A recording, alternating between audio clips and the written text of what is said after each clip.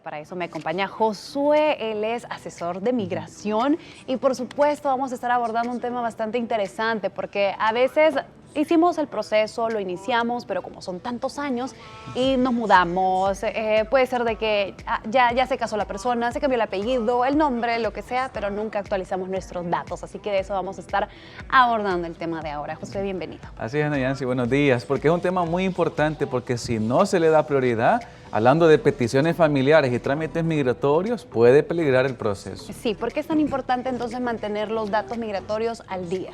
Porque de esta manera, cuando hablamos de una petición familiar, muchas personas, como decimos, ¿verdad?, se pueden dormir en los laureles y puede pasar un tiempo y perder este beneficio migratorio. ¿En qué casos puede ser importante que lo haga? Por ejemplo, si el peticionario cambia de domicilio, si hubo una actualización en su estatus migratorio.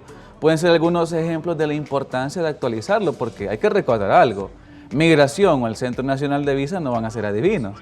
Tenemos en nuestro deber tener que informar de algún cambio en nuestras circunstancias. Pero ¿bajo qué circunstancias se podría perder un proceso migratorio? Vamos a poner un ejemplo. ¿Qué tal si alguien se movió de domicilio? Digamos que mi hermano, por decir un ejemplo, hace una petición familiar porque él es ciudadano y me pidió a mí y a mi familia. Pero después de un par de años se cambia de domicilio y no lo informa. Van a ir pasando los años y como no lo actualizamos, van a mandar la correspondencia a las direcciones antiguas, porque no están actualizadas. Al suceder eso, ¿qué va a pasar? Uno sigue diciendo, es que no me llega nada, es que no me informan. Sí. Pero el registro que tiene migración es los datos anteriores. Entonces, por eso mucha gente está perdiendo sus procesos migratorios por no tener estos datos al día. ¿Y se conoce exactamente el tiempo en el cual se puede llegar a cerrar, digamos que un expediente o un proceso de migración? Por ejemplo, si está con migración de los Estados Unidos, ¿verdad? Hay un tiempo en el cual el proceso de la petición está ahí, ¿verdad? Pero si llegan a mandar una correspondencia que piden evidencias, usualmente le dan un tiempo límite. Entonces, si no mandamos esa evidencia en un tiempo límite, ¿verdad? Entonces, porque no recibimos el dato, porque no lo enviamos, el proceso pueden llegar a cancelarlo o negar la petición. O en el caso cuando ya ha pasado al Centro Nacional de Visas, dan el plazo de un año. Y si en ese año no correspondemos con ellos, dan un segundo aviso. Mire, estamos en el año, lo vamos a cerrar, por favor indíquenos si lo va a continuar. Pasa el siguiente año y tampoco hicimos nada, el caso lo dan por terminado. Y aún si hubiéramos esperado 5, 6, 7, 10 años, los procesos pueden llegar a vencer y perdimos el beneficio. Josué, ¿cuáles son algunos datos que son realmente necesarios mantener al día? Uno de ellos es lo que hablábamos del domicilio. Es el caso más frecuente que vemos en oficina que a los clientes les sucede, ¿verdad? Porque tal vez es donde lo realizaron, en otra oficina, en otro lugar en Estados Unidos, no tienen acceso a la información o a las copias y esperan de que algún día les avisen. Entonces, algo importante es el domicilio.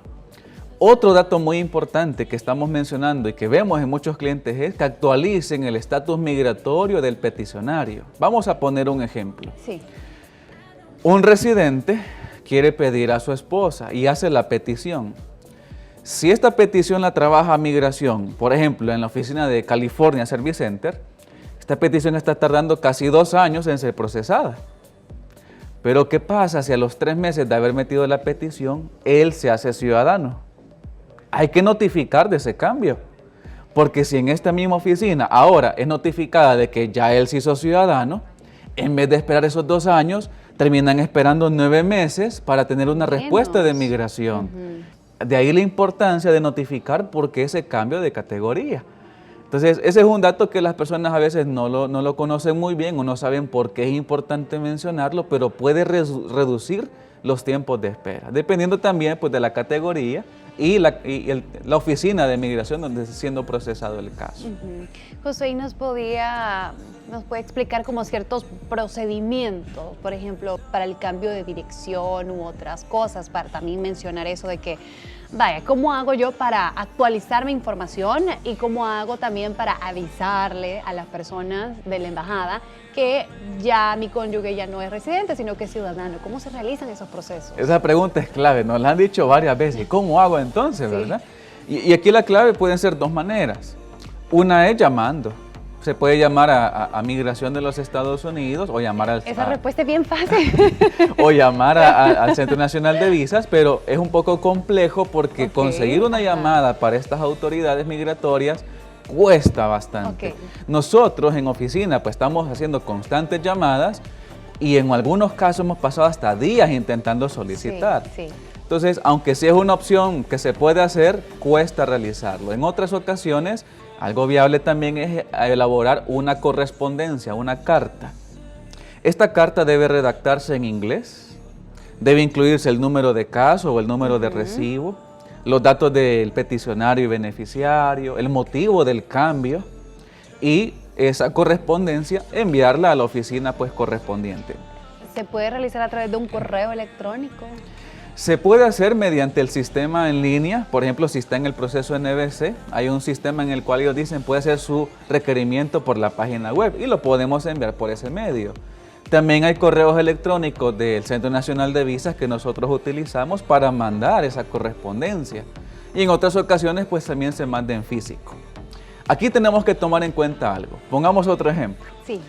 Un padre que está pidiendo a su hija, pero esta hija ya es mayor de edad, tiene sus 23, 24 años y el papá es ciudadano o es residente.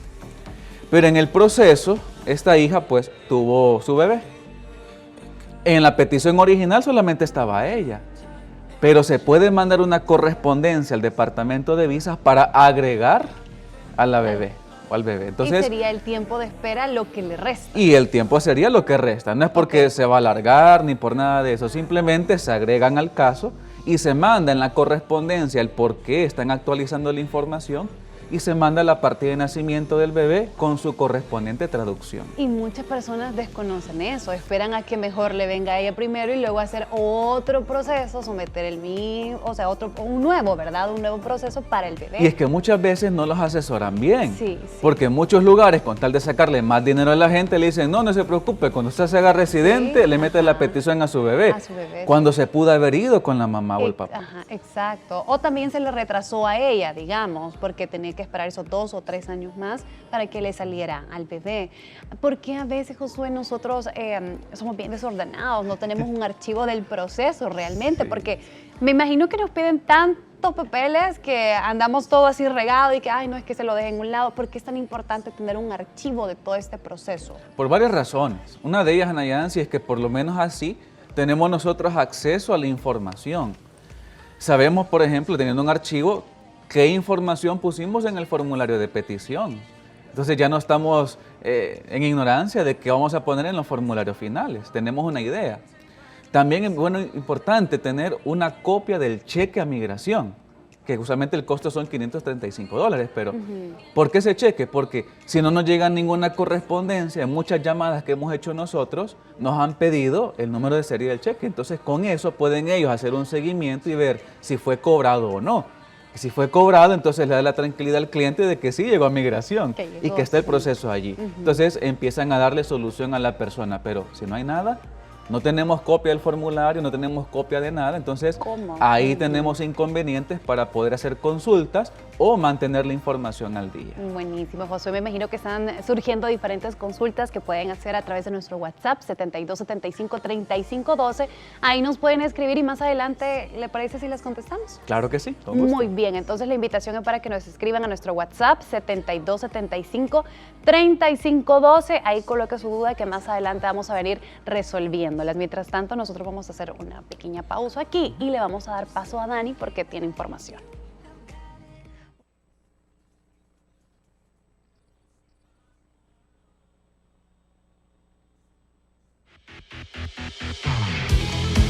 Hoy El Salvador, tu revista matutina que te llevará mucha alegría.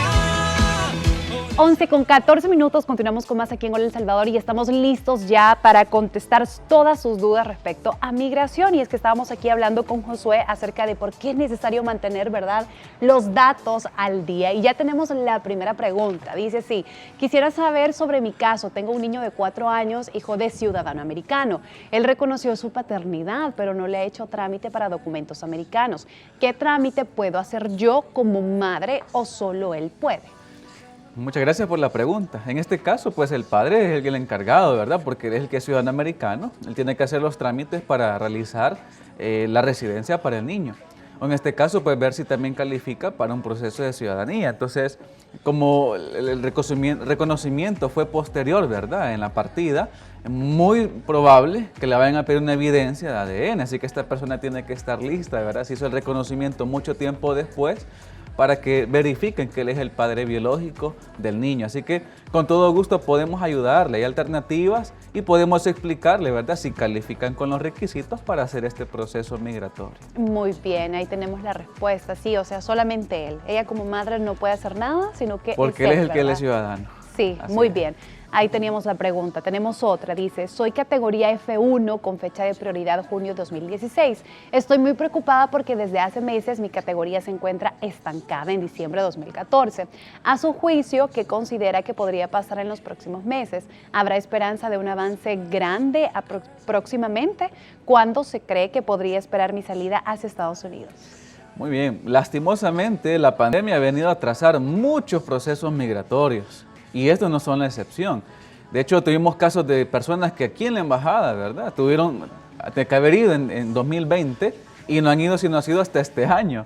Entonces, 2 años después. Muchas veces por los atrasos, Migración y el Departamento de Visas han tenido que trabajar estos casos lentamente. Siempre han estado trabajándolos. Ahora es algo que está fuera de nuestro control. Hay que estar pendiente porque si su fecha de prioridad todavía falta un tiempo a que llegue, hay que ver el boletín de visas. Cada mes ese boletín se va actualizando y el Departamento de Visas indica qué categoría se está llamando. Así que podemos verificar su caso, si está ya activo, si falta todavía por ser procesado. Y mientras no llegue la fecha de prioridad vigente, hay que seguir todavía con paciencia esperando su proceso. No podemos definirlo porque así como pueden acelerar en un par de meses, algunos casos hemos visto que se han estancado o se han retrasado más tiempo. O sea que hay que tener paciencia y estar pendiente de los boletines. Y haber actualizado sus documentos, sus datos, porque si no ha actualizado también la información, correos electrónicos, direcciones, a lo mejor ya habrá llegado alguna correspondencia y no la han recibido, así que hay que asegurarse de eso también y lo podemos ver en una asesoría. Perfecto, ahí tiene la respuesta. ¿Qué consejos le podemos dar o qué recomendaciones también a las personas que están en este trámite y que de alguna u otra manera se les olvidó actualizar? Sí, en este caso que lo hagan lo antes posible, porque si no estamos seguros de que enviamos una correspondencia, una carta o una llamada para actualizar ese dato, aseguremos de hacerlo en la brevedad posible, porque si no puede pasar como en otras personas que ya los mandaron a llamar, ya mandaron correspondencia, pero no lo han recibido. Muy bien. ¿Por qué algunas personas cuando están en algún trámite no pueden contraer matrimonio? Porque depende mucho de la categoría. En el caso de un residente que está pidiendo a sus hijos, y que es un hijo de 21 o 22 años, no puede contraer matrimonio y que el mismo beneficio lo mantenga, el beneficio migratorio, porque en esa categoría de residentes, si el hijo se casa, pierde el beneficio. Diferente es en una categoría de hijo de ciudadano. Lo que pasa en estos casos es que la categoría cambia, en vez de ser categoría F1, hijo soltero de un ciudadano pasa a ser a hijo casado de un ciudadano F3.